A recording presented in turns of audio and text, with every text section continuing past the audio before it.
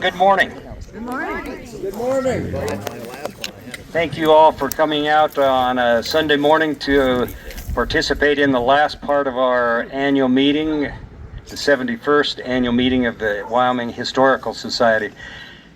We're privileged to be out at the LAK today, and Luke is going to introduce our speakers today. But I wanted to again just thank you all for coming out.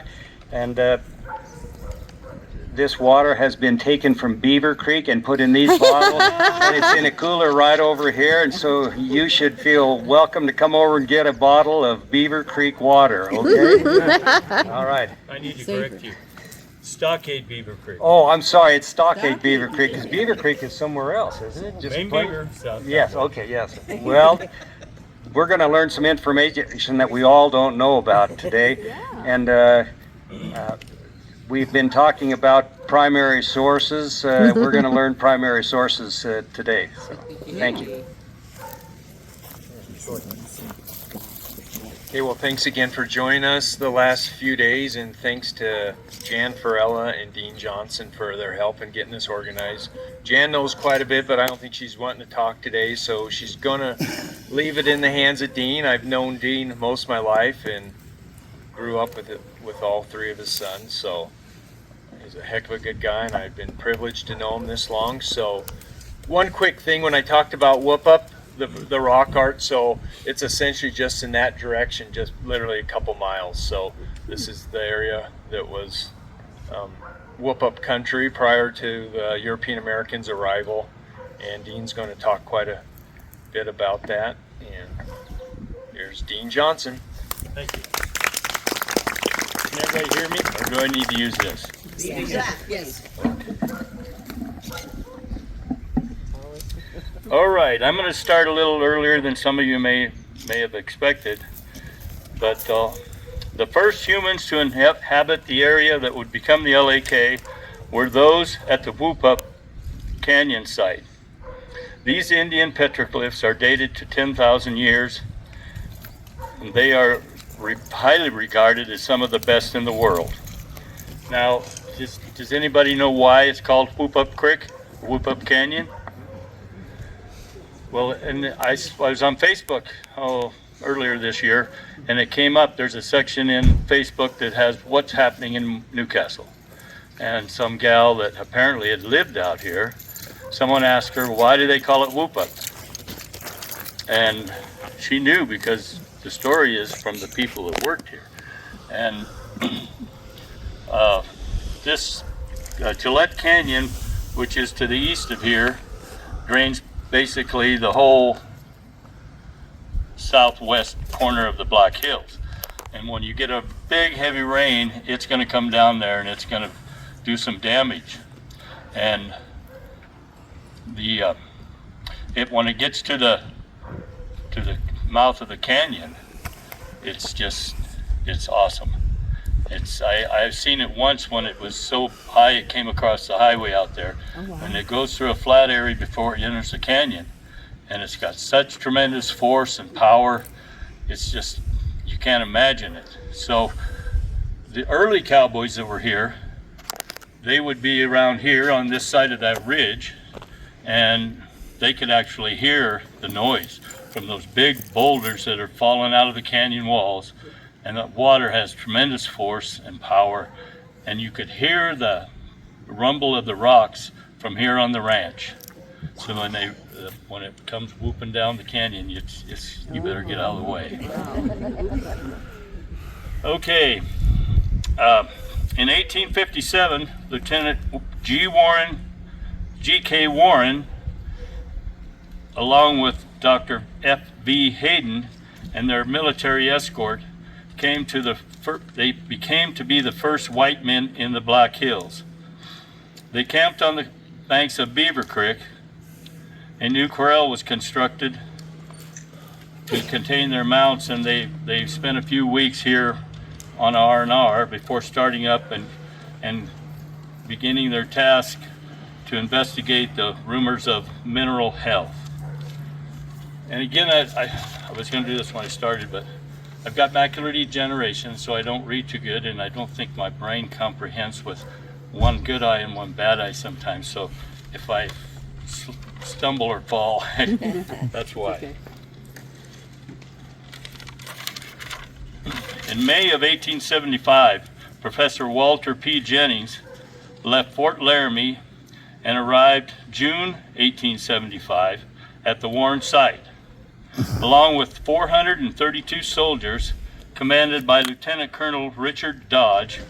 A cabin, fort, and repairs and additions to the existing Warren corrals were completed in 10 days. The facilities were named in honor of Professor Jenny, and from that point on became known as Camp Jenny. It was later used as a stop on the Shines Deadwood stage route. Now we're going to move ahead probably quite a few years, but a young man named J.C. Spencer.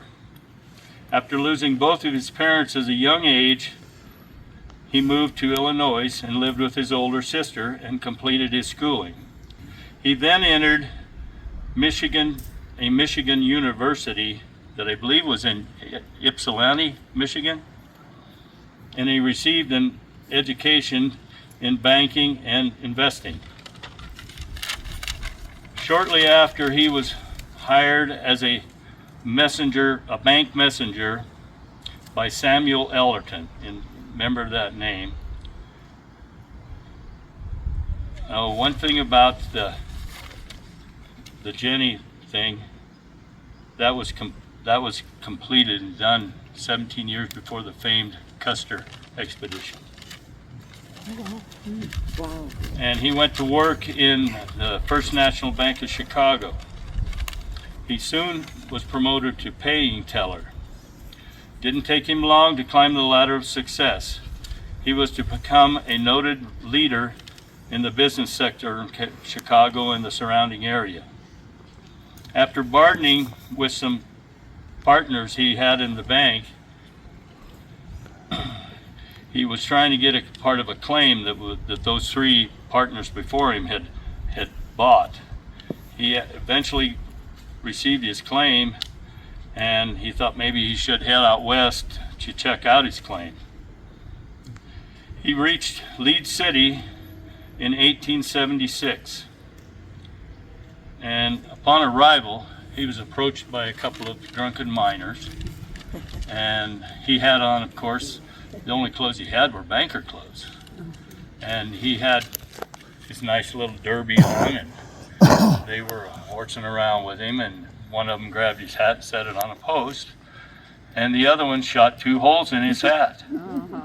So, not wanting to be pestered on anymore, he reached in his vest pocket and took his revolver out and shot holes in each one of those holes that had been previously. So he fit in good after that. Nobody picked on him. And you know how about all these Old West stories? Every time they're told, they get a little bigger. But I think that one might be true.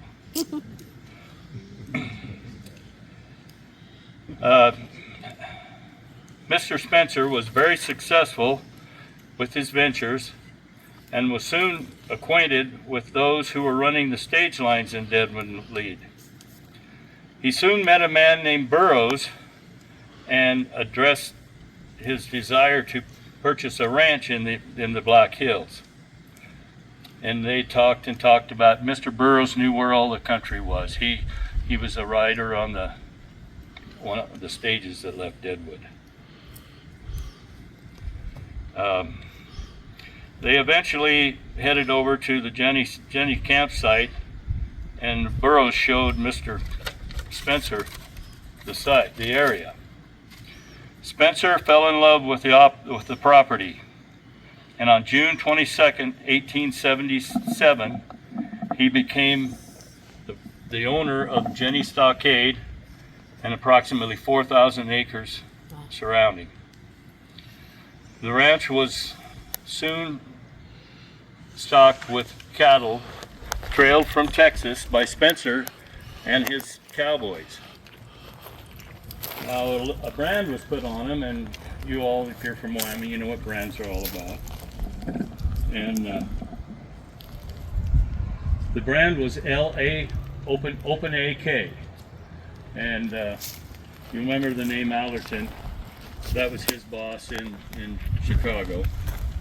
So, and they had partnered with him on buying this property and stuff. So they were partners in the deal.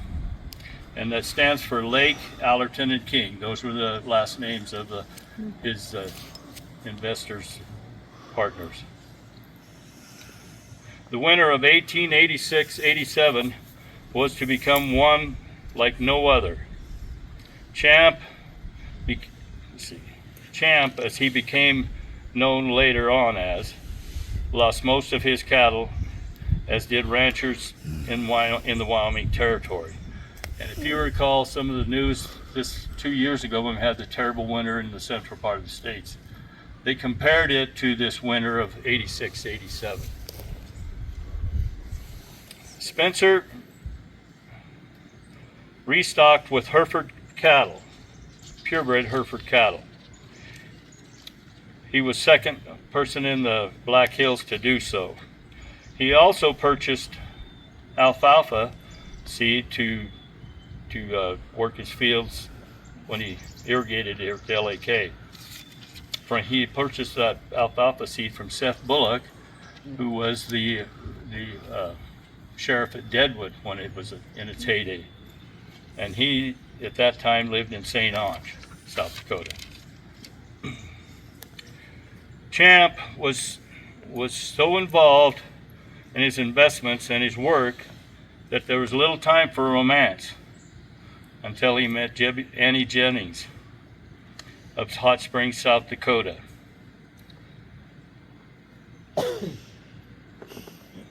They married on December 12th of 1900 in Hot Springs.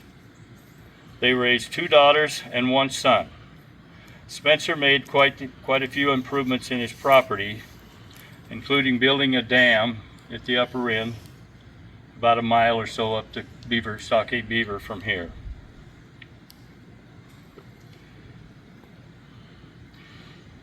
What was to now be called Stockade Beaver Creek. He cleared land and before irrigating alfalfa and building improvements on his property. The stockade was in that area over there in front of that house, and they built a lot of additions around. They kept the stockade as the entry point, and a lot of additions were put on, and it was considered one of the places to go in Wyoming, I guess. And they had a lot of parties and stuff there. And one thing about Champ, he didn't just know people from Chicago. He knew most of all of the Western governors, and was a very successful investor. Excuse me, is that the same building as what's next to the museum? Yes. Okay. I think it was bigger than what that is. I think when it got taken out of here, they, in fact, I think Stewart moved it down to the hog pen. So that was probably the best of what was left. Let's see here. Well, and he was also working here on the ranch, trying to get his acreage and his crops so he could feed his new Hereford cattle. And he also, due to the, nope, I'm a little ahead of myself.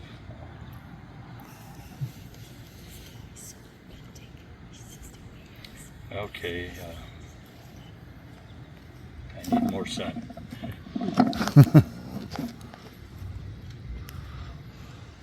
Okay, along with keeping up on this place, he was also keeping up on his investments. As soon as he got here, and as you know, they discovered oil right down the road here, and it was a different person then. But he got involved in the oil production in Weston County. He was also a part owner in 5 or 6 mines in California and Nevada. So he was a busy man. Due to poor health and poor stock returns, he sold the LAK Ranch on March of 1914 to the Ohio Company. And this is not to be confused with the Petroleum Ohio Company. It's a group of land investors from Steubenville, Ohio. Under the leadership of H.A. Goodger, new things started to happen. Honeybees were stocked around the meadows. The dam was, in 1938, they enlarged the dam and made it probably 5 times bigger, because it was quite a lot big improvement, which let them also enlarge their acreage for crops.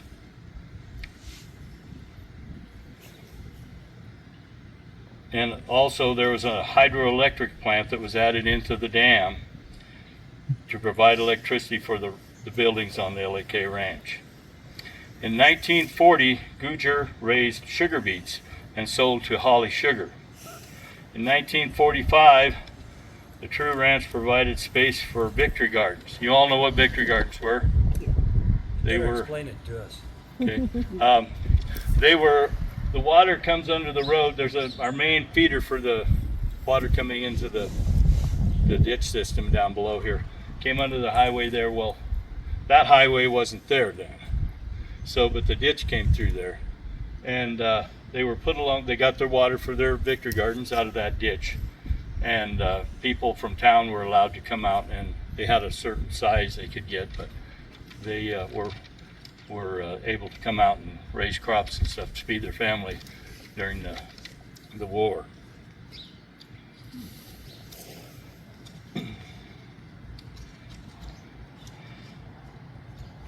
In 1951, Glenn Marshall from Colorado purchased the LAK.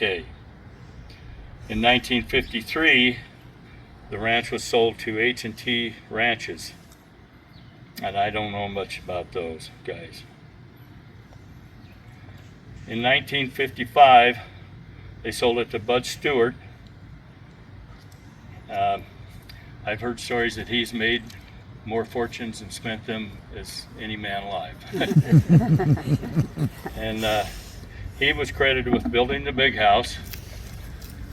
The front half of this building, the big A-frame there, that's where my wife and I lived for quite a long time. And that wasn't there, so he went to Africa on a safari, and he had the front addition of this built on. It's actually kind of a duplex because there's facilities on both sides. And he brought his trophies home, and that was his trophy room. And they put the elephant's head up on the peak of the A-frame inside. Well, it pulled the wall down. Oh. So that's purportedly why he built the big house on the hill. And he also brought the feedlot in and the mill. The mill was not new. It's my safety guy told me he did some research on our old mill we used to have here, and he said it's 1940 version. So the feedlot was his idea. Also, he put in the packing house over on the rail tracks down. I know that they killed some lambs and probably some beef and stuff there, but I don't think it was lasted very long. Didn't pan out for him. He added more farm ground also. I don't know exact number of acreage we have now. It's quite a bit. Now there's some confusion on this. Jan's got a different name here than I do, but in 1962, I've got that it was sold to a Texas company, and the manager was Elgin Ginnard. I don't know if any of you people might know him. He was here in the early 60s, and he had a family, and my brother Mike was close friends with his boy Stephen, and they moved. They only had it a short time, 2 years, and there was a name Dunham that was involved in that deal too. So I'm not sure about that. David L. didn't know what it was either. But I know they were here because I think it could have been one of those things, you put a down payment down, it didn't pan out, and you took the ranch back. But in addition to the weekly printed version of the newsletter journal, we also promote our community and share important information on our award-winning website, newslj.com, and in our weekly email newsletter, Nuke Now. We also connect with readers through various social media platforms and invite you to check us out on Facebook, Twitter, and Instagram. You can even take a look at a recent meeting of the City Council, School Board, or County Commission on our YouTube channel. We do hope that you will go to newslj.com and subscribe today, and we look forward to making all of our great content available to you. But regardless of your level of support, we thank you from the bottom of our hearts for doing your part to preserve a free and independent local press. But I know they were here because I think it could have been one of those things, you put a down payment down, it didn't pan out, and you took the ranch back. But in 1964, it was sold to True Ranches, and they've made a lot of additions and everything. The thing that I've got to say about the Trues is they're very compassionate and very, very good to their people. They provide you with an outstanding retirement account, and I'm going to tell a few stories now. And one I know is true. I was irrigating here. I came here in '71, and I was irrigator, and I came to work for $300 a month. And I tell that to my kids, and I don't think they believe me. But anyway, I had a red Ford pickup that I irrigated with. And old man Dave True, H.A. True, he liked to come up here and shoot pheasants and ducks and stuff. And one day I was in a hurry to go down and check my dams, and he apparently was in a hurry to get back up to the house. And there's a place here that's got a little knoll, and you can't see who's coming either side. And we both come up there, and we knew we were both to blame, and we got over as far as we could, and we nudged through. We didn't cause any damage. And when I went by, I went like that, and he just smiled. There was never a word mentioned about that to anybody. So that's what kind of guy he was, because he knew, those things happen if you're going too fast. So another story. Oh, the LAK brand. I got to researching my dad's brand, which I now have, and I researched it back to 1907. It was owned at that time by a Tom Nefsey. They were really, him and his family were really prominent ranchers in the Moorcroft, Upton area. And my dad bought it in 1936 from Tom Nefsey. So I thought, well, I'm going to look up the LAK. So what I found was Trues owned 3 ranches that I know of. There's the possibility of 1 or 2 others.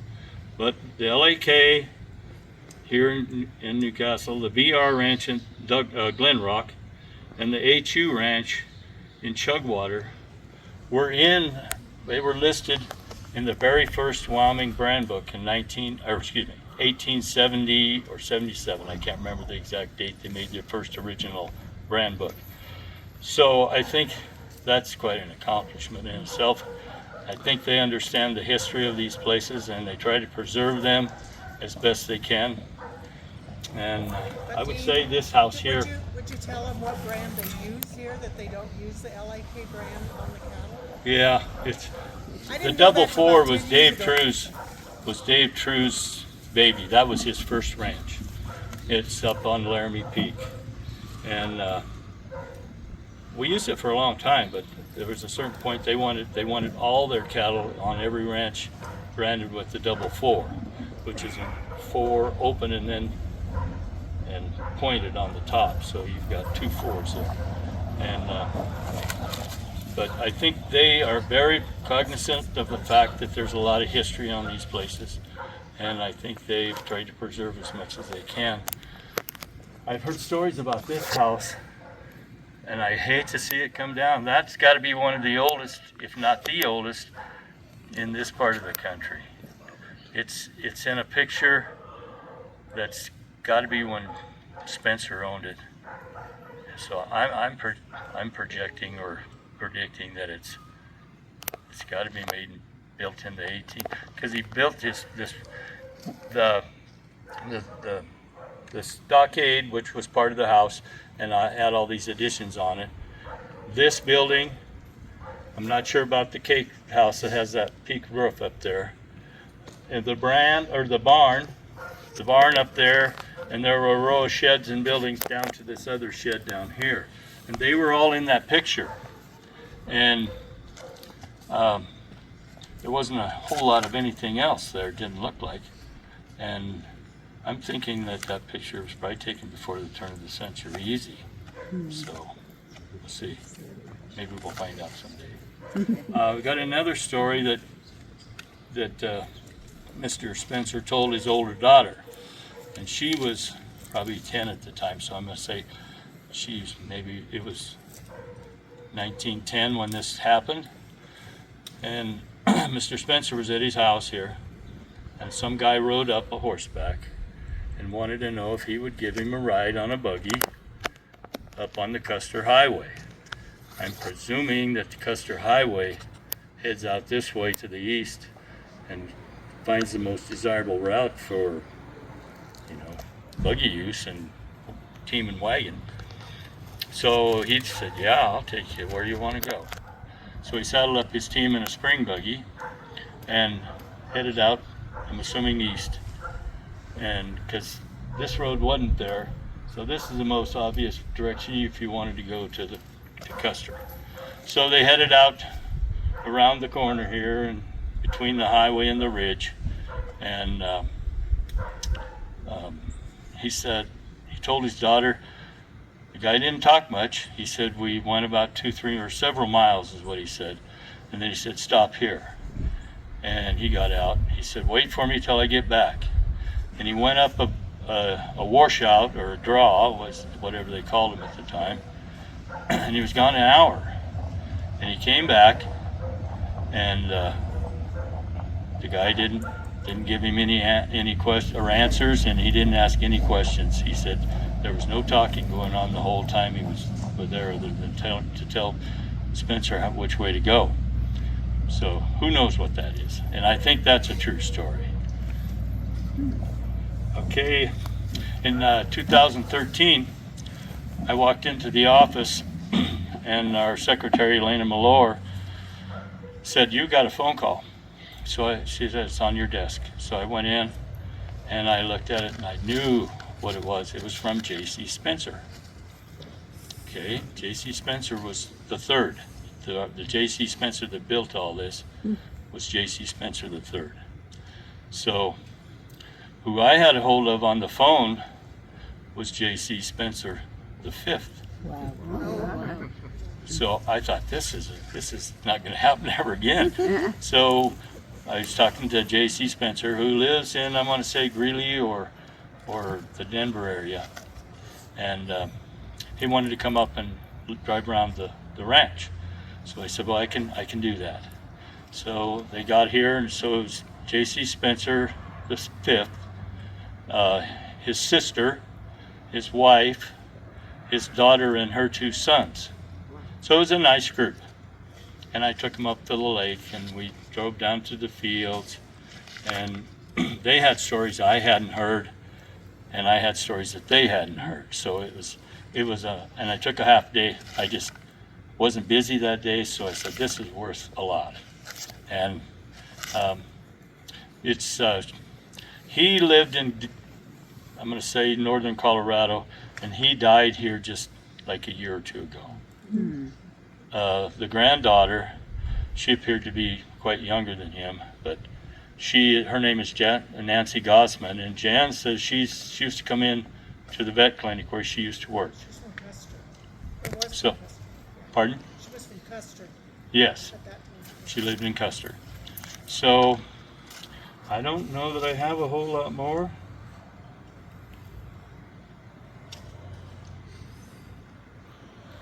You made mention. Pardon?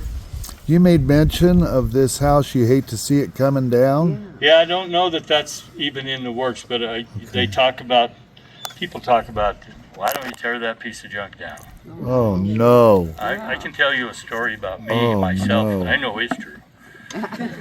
I sucked my thumb terribly. And we left when I was about 4 years old, or 4.5, moved to town. We lived in this side over here, and I was in the downstairs and sucking my thumb, of course. And my mom she was at her wit's end. How am I going to get this kid to straighten up? And she said, I'm going up to get the biggest needle I've got, and I'm going to heat it red hot, and I'm going to stick it in your thumb. I never sucked my thumb again after that. Oh my God. And I know to this day, I had the best mom and dad I could possibly have. Is this house used today? It has been up until now where they can't get the help. Jan, you? 4 years ago, I had somebody live in it. It's actually a duplex, and somebody was living in the one side up to 4 years ago, but they're shorthanded. And you might notice that the lawns are a little unkept because everybody's responsible for their own, and we have several houses out here because they're shorthanded that aren't occupied. And they used to have, when Dean was here, they had 3 foremans, a secretary, they hired a lawn boy for the yard work, and they had a housekeeper, and now they have 1 foreman. They've really condensed it down, and when you're short of help, these are, some of the things that don't get done because you have so much other work that has to be done. Is that just because of the economy and? If you want to do a ranch job, you choose it because of lifestyle, not money, and most people are not willing to do it anymore. This is probably one of the best ranch jobs you could get, don't you agree, Dean? I think so. They have a retirement plan, they have a 401k, a trust fund, insurance, they provide your housing and utilities. Housing and utilities. Yes. And so, it's one of the best ranch jobs. It's not 40 miles in the country like a lot of them, but a lot of young people don't want to deal with the lifestyle. It's not that important to them anymore, I don't think. So That's if such a they could beautiful get the house. people, they maybe would be using it. And this building is in good shape. Well, it's in pretty good shape, but it's on a rock foundation. Yes, So and it's a little cold in the winter, takes a lot of propane, and I said to Dean, I always was concerned about wiring in these old houses. I wouldn't want to live in one, but Dean feels like it was upgraded at some point. said it was what? The wiring was upgraded in the house. Yes, a guy that worked for me lived quite a few years in it. And we had a pest, what's a pest person called? Exterminator? We had an exterminator come out and check the house over at the packing house. And he said, you want me to check this house? It looks pretty old. And I said, yeah, if you're here and you don't care, that'd be fine. He went underneath of it and he said, you have no active termites in there. He said that foundation is very solid. He said, I think to me, it's good for another 100 years. So, Wow. but saying that, the worst thing you can do is leave a house empty. Yeah. So, Well, and the holes drilled in the side when I was looking for an electrical outlet, what there's very few in an old house. Yeah. I noticed there's a round hole right below this window here. Remember when they did those? Why did they do that? I can't remember. I think they had water froze. The kitchen sink's probably right there, or the water coming into the kitchen. Oh, but like I thought we had did we have a bat problem or something living in the walls at the time? A or- bat? Bat, yeah, something. I don't know. I don't know that I we had didn't any live in the bats. The houses. bats are around at night here, Yeah. and they come from Jewel Cave. Forest ranger told me that. So I don't know, but I know that they're old houses. Well, as holes open up, there very well could be. Yeah, and 'Cause like the main part of that house over there was built in 1945. And someone's 1945. always lived in it, and you see how much better shape Yeah. it's in. Yep. I don't remember what your recognition is of your youth. How far back can you remember? I can remember things that happened to me. I remember sitting on the porch of that house right there, and I am screaming mad. I had a pair of cowboy boots, and here goes my mom again. She threw them away. and they were trash. But I was having a tizzy fit. And I also remember riding a tricycle down from that house, down to the rock barn down here. My mom used to milk the cows. Well, that's one thing about the Ohio Company. They provided milk, cream, cheese, if anybody made it. They supplied beef and pork. They supplied you with those big items that a lot of people can't afford to buy, that are, you know, in a least affordable job, less than affordable. But there was also a orchard down here, and there used to be the mill was there, and the tanks came out, and back to the south just a little bit, there was an orchard there, and people got all of their fruit. And Like wild plums, didn't they? And pardon? were they wild plums? And No, they were apples? regular fruit. I don't remember exactly what they were, but it was a full-fledged orchard. Oh, well. And then the orchard became, The pheasant pen, basically. And they raised pheasants for a while and turned them out, but I'm telling you, they were worried about coyotes and stuff, but I think the worst predator on a bunch of pheasants is owls and hawks. So they just, you turn a bunch of pheasants out and they wouldn't be around for a long time. Yep. So, What is the main operation now? What do you produce? What are you doing? True on the ranches? ranch? you mean true ranches? Yes. Well, in this place, True Ranches, in this place in particular. This place in particular probably runs 1,000, 1,100 mother cows. That's something else. Mr. Spencer was a very good land investment. In fact, when he bought the Sylvan Lake, he built the first lodge. He also bought a big motel in Custer and had a motel thing going on. But the people that get to graze in the summer in the Black Hills or on forest ground, they are allotted those permits on the size of your property, how many cows you've got. I know for sure True's own at least 5 different that were probably personal homesteads up there. They were public, or not public, excuse me. They were, someone owned them. There was Preacher Springs, Cameron Unit, or Cameron Homestead, the Barker Place, and where the cow camp is. And when you buy those articles, and I don't know when they started giving out National Forest grazing permits.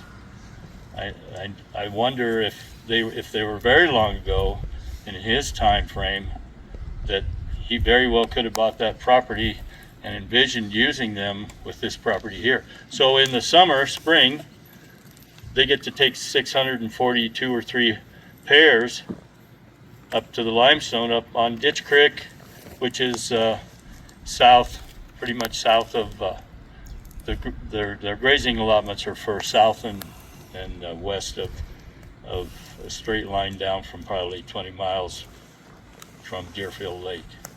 6 Mile Road, if you're familiar with that, and you come down, what's the name of the canyon you go up to get up that way? Thompson Canyon. Thompson Canyon, yes. But then they trail the cattle, they haul the cows back down, but they trail the cows. Yeah. And is it like 28 miles? It's a long And way. yeah, they trail them down, they'll trail them down the end of this month. And you get up daylight, and by the time they get into the LAK pasture here, everybody's pretty tired. Do you grow any crops? Do you? How about your fields? And Well, when they had the feedlot, they used to plant, 400 acres of corn, and that was used to make silage. It wouldn't have been efficient to raise it for grain, because they wouldn't be able to raise that much.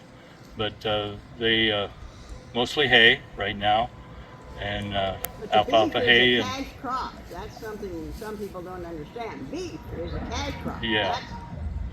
That's a big one.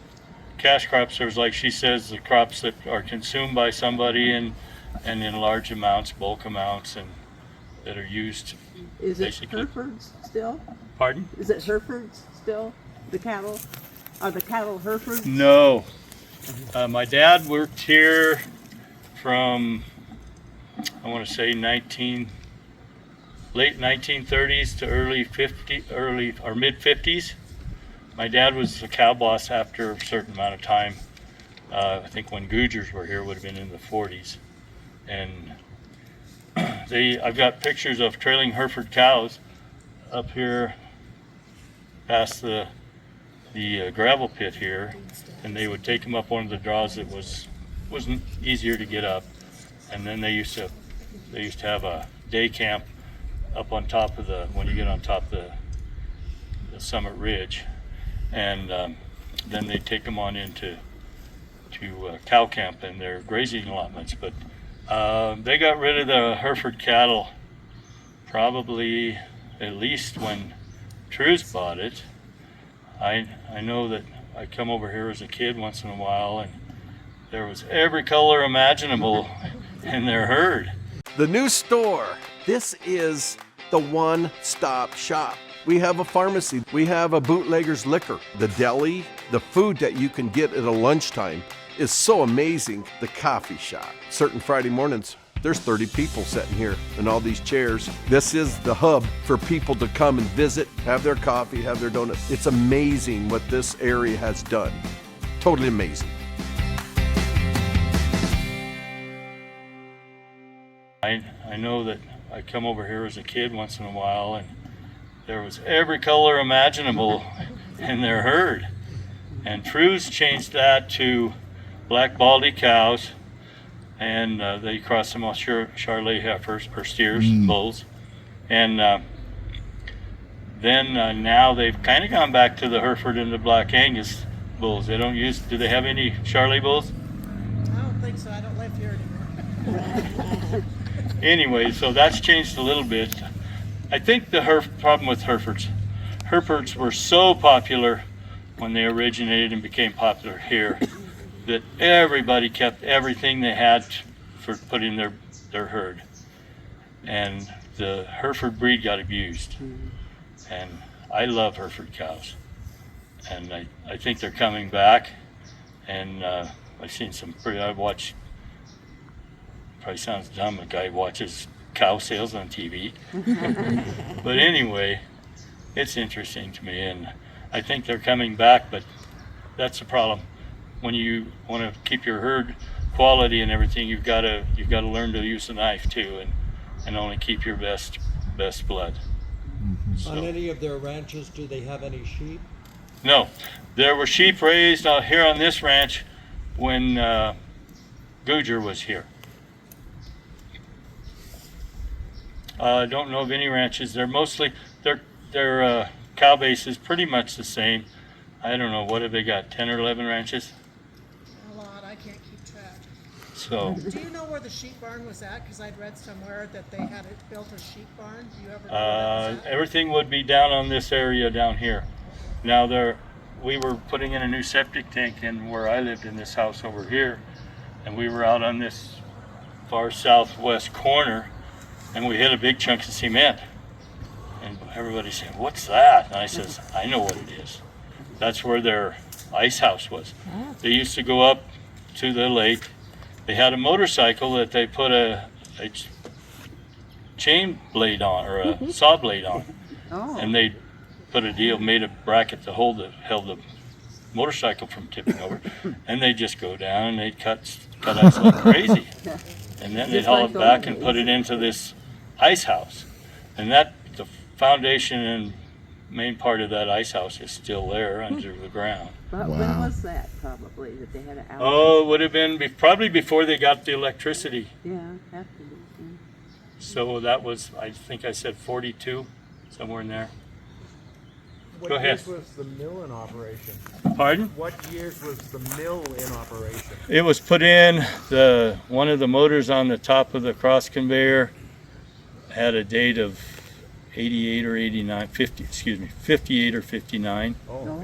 So, and I think he put it in shortly after it came in. It was, what did I say, he got it in 54. something like that. So, Did it run for a long time? pardon? Did it run for a long time? Is there still equipment in it? Milling No. equipment? Well, I in 1980, I went to take over the job at Wheeling to run that farm and feedlot down there.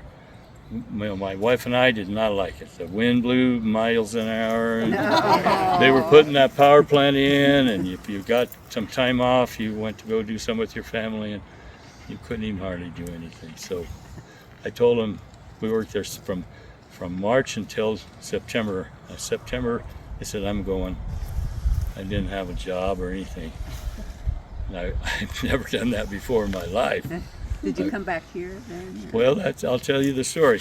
And Hugh Peltz went down to the Quonset hut that's steaming hot and grilled me. Why do you want to quit? Why aren't you going to stay? I said, we just don't like it here. And if you're, what's the old saying? You want to be happy, keep your wife happy. Anyway, so I quit, and a couple of days before I was supposed to leave, they asked if I wanted to come up here and run this feedlot. So that was in 1980. That was in full running operation then, and I left in 2017. I retired, and the safety issues, I took my safety guy into the main electric box, and he's turned around and he says, let's get out of here.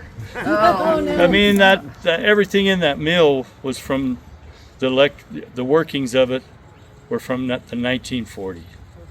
And you can imagine what electricity was like back then. Oh, yeah. I mean, it ran every day. And I would get on people that tried to hurry it too much. If you get a corn truck in there, you run it where you get just a little bit of fallback noise. That's where you can run it. But some of these kids, they think everything's got to run faster. And I would be up here somewhere and I could hear that thing backleg, and I'd run down there, and I usually made it. But you shut her down quick and clear it out and start over. But you can make advantage of a lot of old things. If you run it right. Tell them where the Longer than if you take care of them. Yeah. And sometimes we don't take care of them. Where was the feedlot? Where was it? Up this area up here. Some of the pens are still in there. Okay. So I think, but we tore down half the pens at least, and they had a guy that worked for the True Company's oil company and stuff, and he was a kind of a demolisher. He knew how to take things down. And we tore the whole thing out. That was my last job, was tearing that down. So So where do you live now? Trues have a very good retirement account. We were able to move to town. That's the problem with living on a place so long. You don't have a house. Yeah. Yeah. And so we moved to town. We were able to buy a house, pay cash for it, pay all our bills off, and still have money left. Wow, that's so good. that's the thing kids don't realize these days. They want what's everything now. Yeah. It takes a long time to work your way up the ladder and get to where you want to be. Would you I do would it- not change a thing Yeah. that I've done in my life. Yeah, that's what I was going to ask you. Would you do it over again? Yeah. Yep. Where's the big house? Yeah, right. Oh, wow. Okay, I was wondering if that was A it. little I castle think up it's about there. 8,000 square feet. Woo! Wow. That is a big house. And it's all made from local sandstone. Wow. It's so somebody beautiful. lives there then now. They come up once in a while on holidays and The stuff. Trues? And it burned in 1978. Yep. The middle of it burned and they rebuilt it. What did she say? It burned in '78, and they Yeah. rebuilt it, the inside. I'll never forget that day because we had a set of twins and one of them was in Denver in the hospital. They were preemie babies. And my mom called me and said the big house burned down. Oh, So I knew exactly. That was, I'm going to say June 10th or 9th was, I don't know how many days before she called me, but June 9th or 10th of 1978. Who built the big house? They were able to keep all the structure, and I don't know who came in and they added another addition on or two and made it a little bigger. I don't know who did that work. Who built it originally? I'm thinking that maybe Mr. Sundstrom. Brent Sundstrom is a. Sundstrom's, the old stonemasons, they had learned that skill from way back, several generations of Sundstrom's. I believe they were the stonemasons that built the original one, and they're like the ones that built some of the nice walls. Oh, all the stuff in town. There's a lot of sandstones in town. So the original was built in what year? What you said, 55? 55. And it's 8,800 square foot. Good night. That's huge. It burnt in June of '78. What do you think is, do you have a crystal ball? What do you think is the future of a place like this? Yeah, he's smiling. You read the news. Yeah. Of course, here's our problem. We eat exactly what we're fed. And I think that's very, very sad. So we can't have a little bit more up here to say, no, that's not what we're going to do. But they talk about getting rid of cows. Who here doesn't want to eat a nice big juicy steak or a hamburger? Sometimes you're hungry and You what do just I want want to a eat? hamburger. Sometimes I want a nice big juicy hamburger. Yeah. And it's, that might be gone. Special occasion, we go have a steak. Right. They talk about getting rid of the farmers. Yeah. Well, that's the reason the farmers are the farmers. They're multitasking. They use milk cows, or they use the whole works to make their living, because one can't maintain the whole thing. So I don't know. That's a scary one. When you stop and think about it. Grocery store and get it, but It comes from somewhere. right here. Yes. I heard one of the lawmakers of today, we don't need to worry. We just go to the grocery store and get what we need. That's true. And the difference between the producer and what you see in the grocery store, you wonder where all the money went to in the back. Well, all the There's too many pockets in the chain. Dean, I have a question. Yes? You mentioned that you trailed your cattle up to the summer pastures or the allotments in the forest, and you went up a place called Thompson Canyon. Did you? The cattle went up a ridge not too far up here. When they went up, because you got baby calves in the spring. It's June. They're all sucking their mama good, and they're starting to grow. But you've taken them up to like that. It's only probably 25, 30 miles as the crow flies. So you got to be careful. You get them hot and they're going to go down. And they would go up because Thompson Canyon's up by Vors. That's where you come down. And they come down that way in the fall. Okay. Now, I don't know how long they took them up a foot, but now the cows and calves are hauled up. So it's a much easier on the calves. And just the cows or calves are still hauled down, but they Yeah. trail. And we got that's kind of what I guess they probably put them at the cow camp when they first come in. And they've got a fairly nice trap there they can all settle down and turn them out into whichever unit they need to. One of our participants in our tour is a.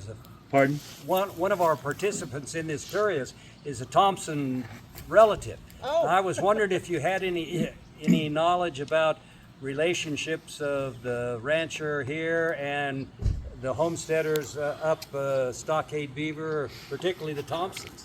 I worked in Kramer's when I was in high school. Do you know where Kramer's is? No. Were you here then?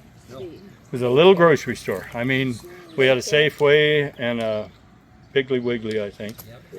And they came from Hill City, and they got a building where the Little Tots The children thing is. That used to be Kramer's Grocery. On Summit. Yes. Okay.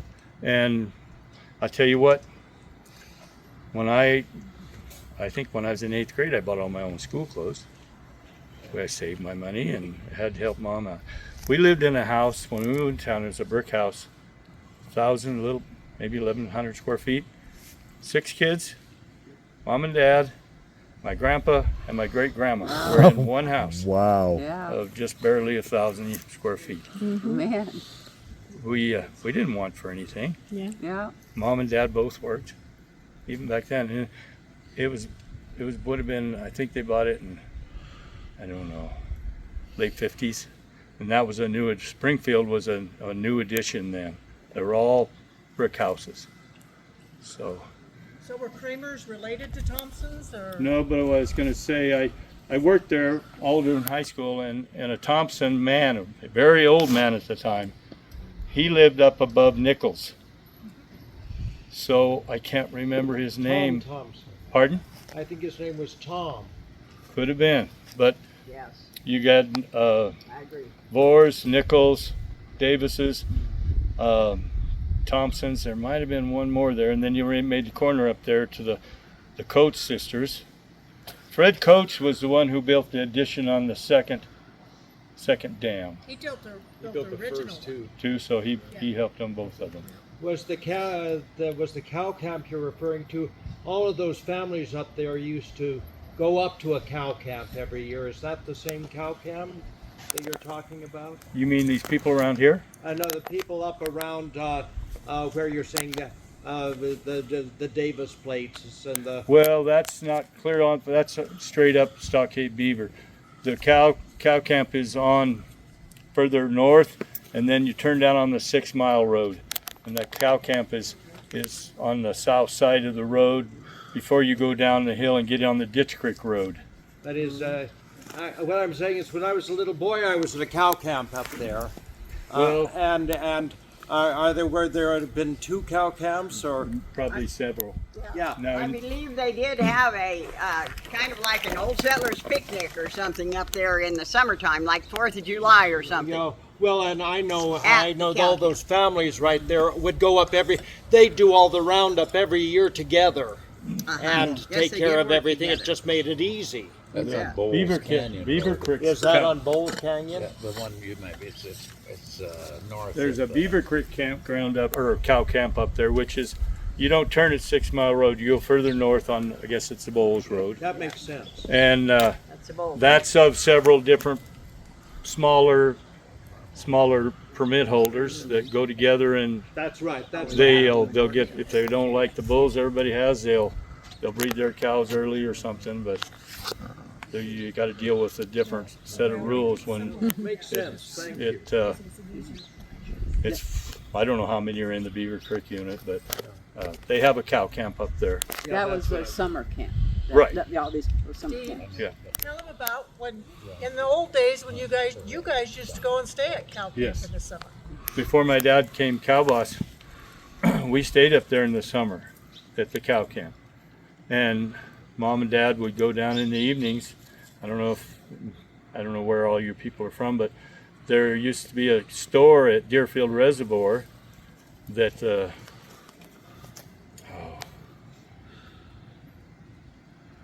can't think of his name. Their son was the sheriff's officer that was killed in the alley in Custer not too long ago. I mean, probably Sawyer? 15. Sawyer, yes. Well, they owned this store up there, and mom and dad would go up and play cards with them at night. You know, I'm sure just a couple days a night.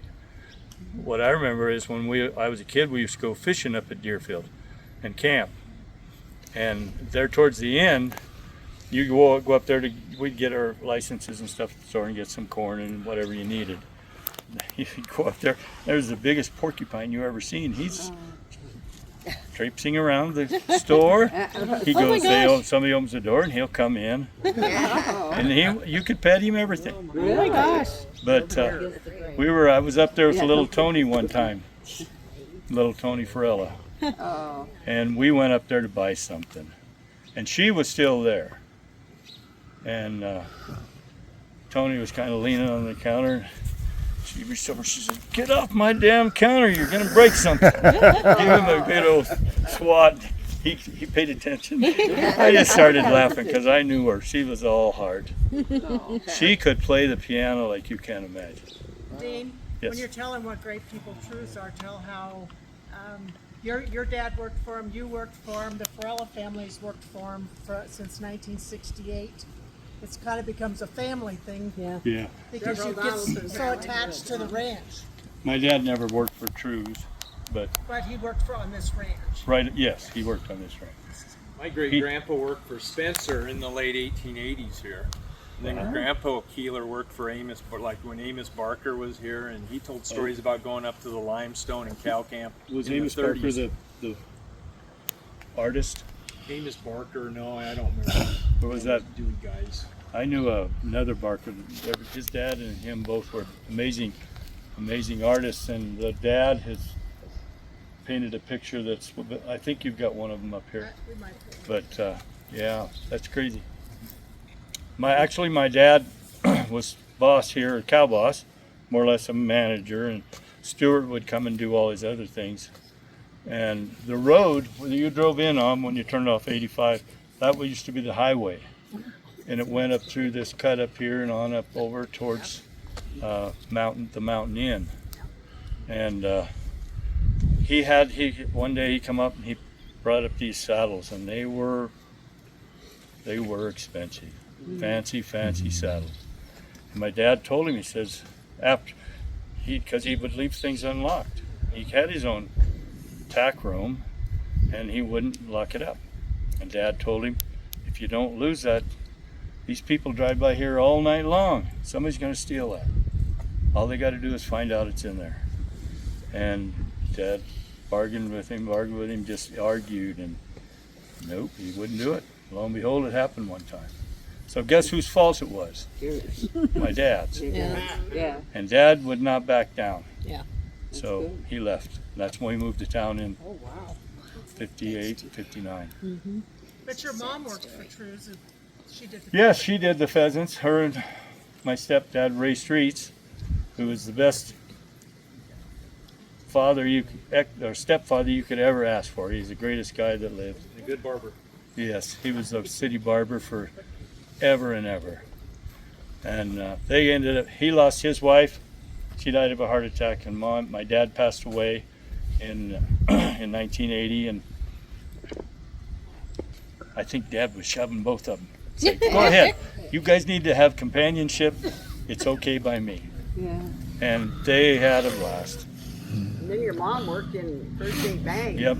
For so many years in the bookkeeping department. We'd go with, they say, let's go to so-and-so, and we'd take our outfit, they'd take theirs. We stayed in that one motel in Custer, or a restaurant, and Ray wanted coffee. So we got 3 kids there that are pretty young, and he's showing my boy Chad, he's put this spoon on top of a fork, and he hit the fork handle. And lo and behold, very first try, it went like this, went right in the cup. Oh my goodness. So everybody had a good laugh and everything. And we didn't realize that Chad was trying it himself. He did that, and whoom, went clear clutch to the restaurant. So. Yep. Did it hit somebody?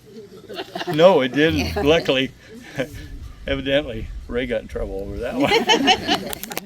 But he was a great stepfather. Great step-grandpa to my boys. Where do you think the school, or the LAK school was? You know, Jan was telling me that, and I don't know. The only Mike and my sister and I think Gary, when they because they grew up here more than I did, and they went to the Sweet School, which was that community building up there at the Sweet Place. So I don't know that one. My grandma's first teaching job was at that LAK school in 26. So right when she got out of high school, she got a job, and I just wasn't that familiar with. So that was LAK for the Ohio company. When maybe Gujar was here then. Because they owned where shucks are, and so Grandma would come on horseback to teach at this LAK school. And I think Grandpa, that's about when he was. The shucks, right by the. Yep, that was our homestead a couple generations ago, and then Shucks bought it from our bunch. But yeah, she'd ride. Once it starts slow, but boy, by mid-season you see something, and by the end of the year they're the scary team nobody wants to play. those are more fun than the teams that come in that you know are going to dominate, and they are dominating. You know, you're almost afraid to lose when you've got really, really good teams and high expectations. Oh, for sure. Those are fun seasons. Is there that potential in Doggy Sports this year for some of those programs? I think it's possible. You know, Cody coming down into 3A this year is going to scare quite a few of us old 3Ers, but we do have that potential for growth. We are not coming in at the beginning of the season at our highest potential, which frankly, you don't want. You want your team to grow. You want your team to develop and then get to that point by the end of the season to have that shot at postseason play. And